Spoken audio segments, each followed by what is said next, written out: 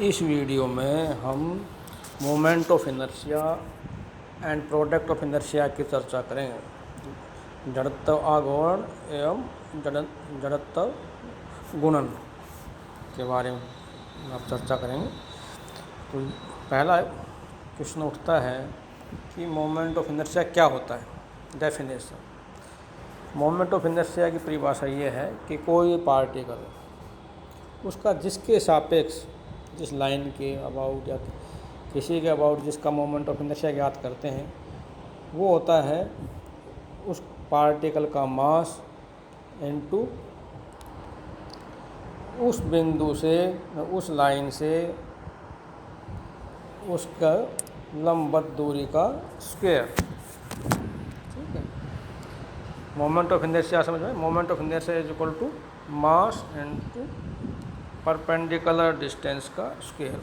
अब जैसे अपनी लेते हैं, कोई पार्टिकल है जिसका मास m है, ए बी लाइन का अबाउट इसका अपने मोमेंट ऑफ इनर्शिया ज्ञात करना है। हमने पीछे ए बी के ऊपर लंब डाला तो ये दूरी जो है एन पी, ये आपके पास r। तो परिभाषा के अनुसार मोमेंट ऑफ इनर्शिया होगा मास m गुणा में दूरी r का स्क्वायर, यानी मोमेंट ऑफ इनर्शिया होगा mr स्क्वायर।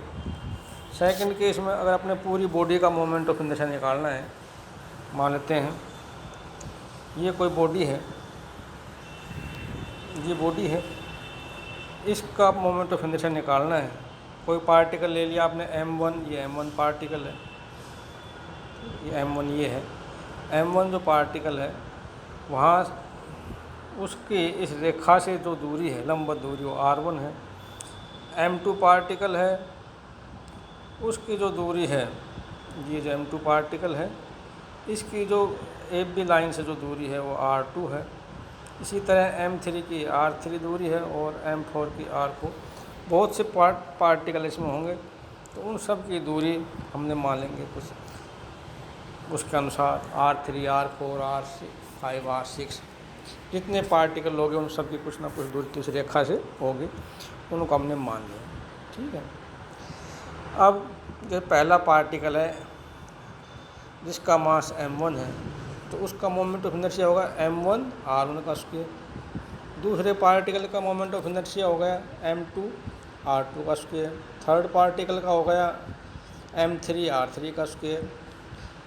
चौथे का हो गया m4 r4 का स्क्वायर एंड सो ऑन।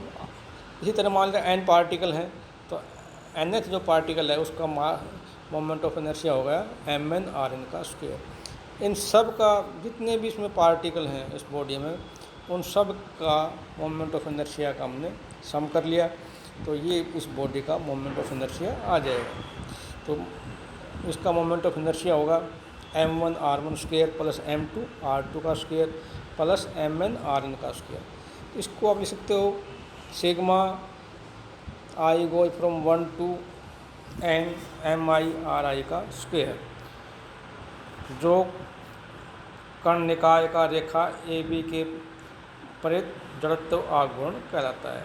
यानी ये लाइन ए बी के अबाउट इसका मोमेंट ऑफ इनर्शिया है। ठीक है, इसी तरह कोई पार्टिकल, कोई आपके पास रिजिड बॉडी है, मोमेंट ऑफ इनर्शिया और फिर rigid body about A line ज्ञात करना है। किसी दृढ़ पिंड का एक रेखा के सापेक्ष जड़त्व आघूर्ण आपको ज्ञात करना है। तो मान लेते हैं कि वो जो आपकी बॉडी है, रिजिड बॉडी है, कि एक अवयव की संहति आपने m मान ली और द्विवीय रेखा ए बी से इसकी दूरी आपने r मान ली, तो इसका जो मोमेंट ऑफ इनर्शिया हो गया सिग्मा एम आर स्क्वायर हो गया। एक पार्टिकल का तो क्या होगा एम आर स्क्वायर, और पूरी बॉडी का अगर यूनिफॉर्म है तो सिग्मा एम आर स्क्वायर हो जाएगा। तो ये अगर मास आपका m है तो इसका आपको उसी के अनुसार इसको जब स्क्वायर इंटीग्रेशन करेंगे ना, इस सम करेंगे, तो जो भी होगा वो इसके सारे का मोमेंट ऑफ इनर्शिया आ जाएगा। ठीक है, तो अगले नेक्स्ट ये है रेडियस ऑफ जायरेशन, परिभ्रमण अथवा घूर्णन त्रिज्या। एक मान रिजिड बॉडी है जिसकी सहती m है, मास m है, और k को इस प्रकार परिभाषित करते हैं कि I is equal to M K square. तो के स्क्वेयर का मान क्या हो जाएगा, K square is equal to I upon M, और आई का मान क्या है, मोमेंट ऑफ इनर्शिया का sigma m r square upon m को क्या ले सकते हैं, सिग्मा एम भाई M1 M2 M1 जो उनका सम आएगा वो सिग्मा एम का मतलब है इसमें सारे जो भी हैं पार्टिकल उन सबका मास का जोड़ सम है। तब के दृढ़ पिंड का रेखा AP के परिभ्रमण अथवा घूर्णन त्रिज्या कहलाता है। ठीक है, अगर ये कंटिन्यूस है आपके पास, यूनिफॉर्म मोमेंट वो है आपके पास, सहती है, इसका मास है, तो उसके लिए k is equal to integration r square d m upon integration d m. ये यहाँ समाकलन पूरे पिंड के ऊपर है। इसी तरह आप product of inertia, product of inertia क्या होता है, जैसे ये आपका एक्स एक्सिस है, ये वाई एक्सिस, ये कोई पार्टिकल है, इसका एक्स एक्सिस दूरी x है, ठीक है, और वाई एक्सिस से इसकी दूरी कितनी है, y से, y मान लिया।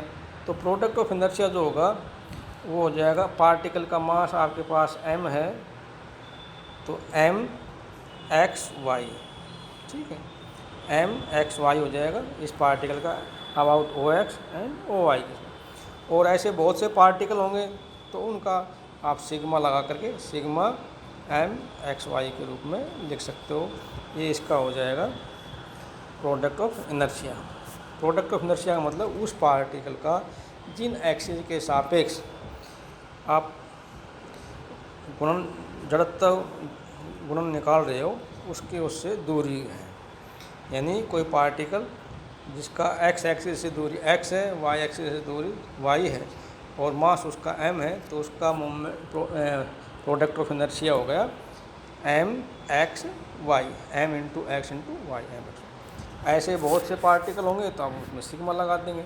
यूनिफॉर्म बॉडी है तो उसमें इंटीग्रेशन से आप समाकलन करके उसका सारे का प्रोडक्ट ऑफ इनर्शिया निकाल सकते हैं। इसी प्रकार यदि कोई पार्टिकल आपका स्पेस में है, त्रिविम समष्टिक में 3 परस्पर लंबवत अक्षों के सापेक्ष जड़त्व आघूर्ण एवं जड़त्व गुणन, moment of inertia and product of inertia in 3 perpendicular axis में अगर निकालना हो, आपके पास देखो ये है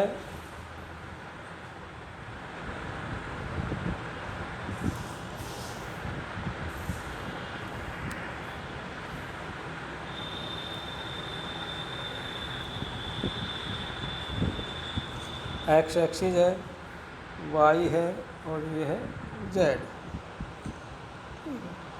ओ X O Y O Z. ये पार्टिकल है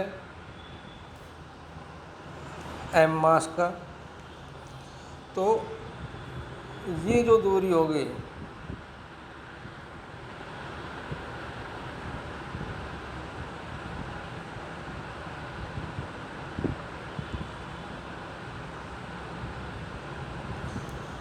ये जेड दूरी है, ये एक्स है, ये वाई है, तो जेड स्क्वायर इक्वल टू क्या होगा, x square plus y square, क्योंकि ये आपकी ओ जेड यूँ सीधी खड़ी है, एक्स वाई पर लंब 90 कोण पर, ये सब रेखाएं आपस में 90 के एंगल पर हैं। तो ओ जेड ये इस पार्टिकल की दूरी जो है ओ जेड होगी, तो इसका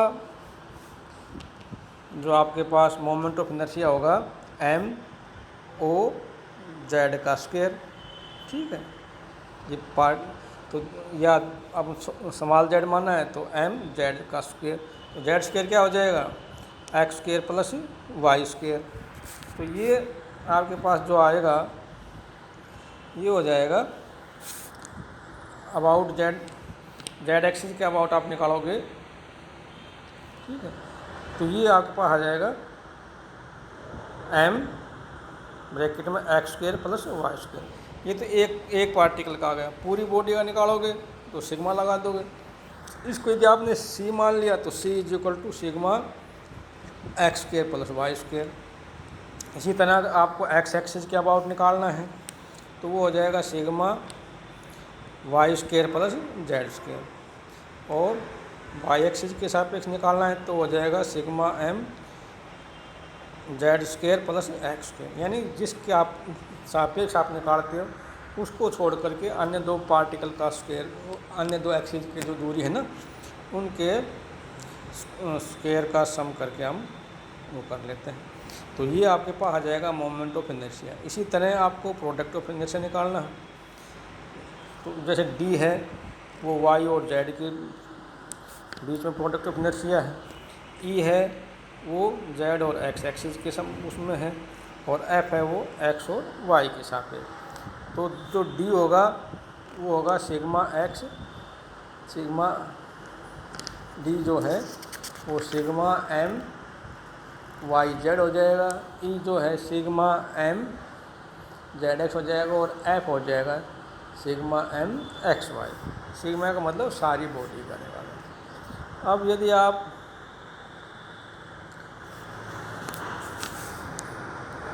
moment and product of inertia in some simple cases, मानते हैं कि कोई ये आपके पास 2a लंबाई और m सतह की एक समान, चलो और बाद में बताएंगे, ज़्यादा हो जाएगा ये।